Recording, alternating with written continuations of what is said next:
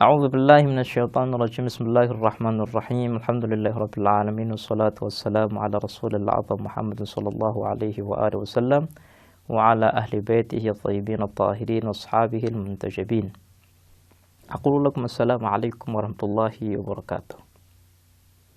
Para pemirsa dan pendengar yang kami hormati, pada kesempatan lalu kita telah membahas bagaimana Rasulullah Shallallahu Alaihi Wasallam menjelaskan urgensitas wujud seorang imam, terkhusus bagi kita seorang mukmin muslim yang menganut agama Islam, yang percaya bahwa Islam adalah agama yang tersempurna. Islam tidak memiliki sedikit pun kekurangan. Allah Subhanahu wa taala adalah zat yang maha bijak, zat yang sama sekali tidak memiliki cacat sedikit pun, baik dalam dirinya maupun ketika Allah Subhanahu wa taala memperlakukan kita sebagai hambanya. Sedikit saya menyinggung urgensitas yang terakhir, kemudian kita akan beralih kepada bahasan setelahnya. Rasulullah Shallallahu Alaihi Wasallam mengaitkan keyakinan terhadap imam, baiat kepada imam dengan keimanan seseorang, karena imam itu kelanjutan daripada kenabian. Artinya apapun yang mengharuskan adanya nabi di tengah-tengah umat manusia itu juga berlaku terhadap imam. Makanya kalau kita yakin kepada kenabian, yakin kepada ketuhanan, maka kita pun harus yakin terhadap imamah. Jadi kita tidak bisa memisah-misah ajaran agama. Kita memilih ini dan kita menolak itu. Ajaran agama adalah satu paket yang tidak bisa dipisahkan satu dengan yang lainnya. Kalau kita meyakini konsep kenabian, konsep ketuhanan yang benar, maka kita pun harus meyakini konsep imamah yang benar. Makanya Rasulullah Shallallahu Alaihi Wasallam untuk menjelaskan tentang hal ini, ia mengatakan barang siapa yang mati dalam kondisi ia tidak memberi baiat, memberi dukungan kepada imamnya, maka ia mati dalam kondisi jahiliyah. Kenapa? Karena ia sama dengan menolak paket-paket yang lain. Kenapa? Karena ia sama dengan menolak bagian agama yang lain. Kalau dia menolak tentang imamah, maka secara tidak langsung ia meragukan tentang konsep kenabian. Kenapa? Karena apa yang ada dalam kenabian ada pula dalam imamah. Sehingga ketika ia meragukan tentang imamah, maka ia meragukan apa yang ada dalam kenabian. Dan ketika meragukan apa yang ada dalam kenabian, maka ia meragukan apa yang ada dalam ketuhanan. Dan ini fatal. Makanya Rasulullah Shallallahu Alaihi Wasallam untuk menyadarkan kita, untuk mengajak kita kepada jalan yang lurus, beliau dengan tegas mengatakan, wahai umatku, jangan sampai kalian lalai, jangan sampai kalian tergiring oleh syaitan untuk menutup hati kalian, untuk menutup pikiran kalian, dan kalian membelot dari jalan yang benar. Kalian tidak mengindahkan perintah imam kalian. Semoga Allah Subhanahu wa taala menggolongkan kita sebagai orang yang mengetahui imam kita.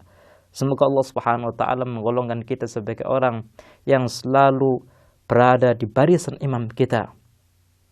Semoga Allah Subhanahu wa taala menggolongkan kita sebagai orang yang menyatukan diri kita, menyatukan hati kita dengan hati imam yang sah, imam yang benar-benar Allah ridhai.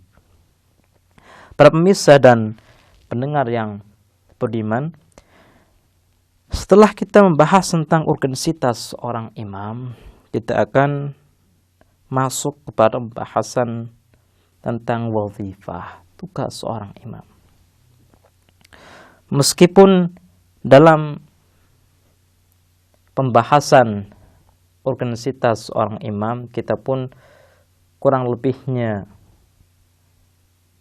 mengisyaratkan tentang kewajiban seorang imam, tapi untuk bisa memahami dengan baik, untuk bisa mencerna dengan benar bagaimana konsep imamah yang baik, konsep imamah yang sesuai dengan ajaran Islam, kita berusaha untuk menjelaskan secara terperinci.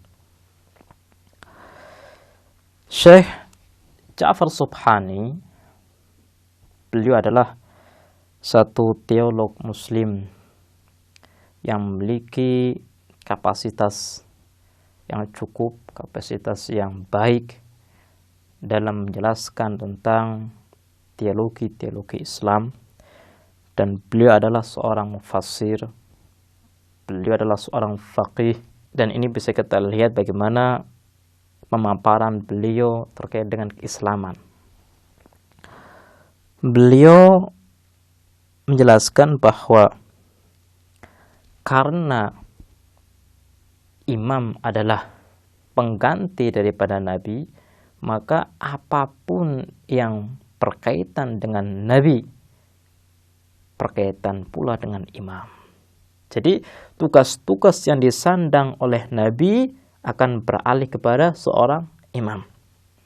Syekh Ja'far Subhani, dia menjelaskan wazifah yang pertama yang berkaitan dengan agama. Tugas pertama seorang imam adalah bayanul ahkamil islamiyah min kulliyatin wa juz'iyatin. Kata beliau, tugas seorang imam adalah menjelaskan hukum-hukum Islam dari mulai awal sampai akhir.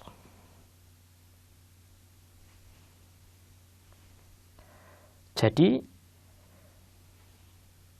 tugas yang harus diemban oleh seorang imam sebagai pengganti Nabi adalah menjelaskan hukum-hukum Islam dengan baik. Rasulullah Shallallahu Alaihi Wasallam telah menjelaskan, telah menyampaikan seluruh apa yang telah datang dari Allah Subhanahu Wa Taala kepada umatnya.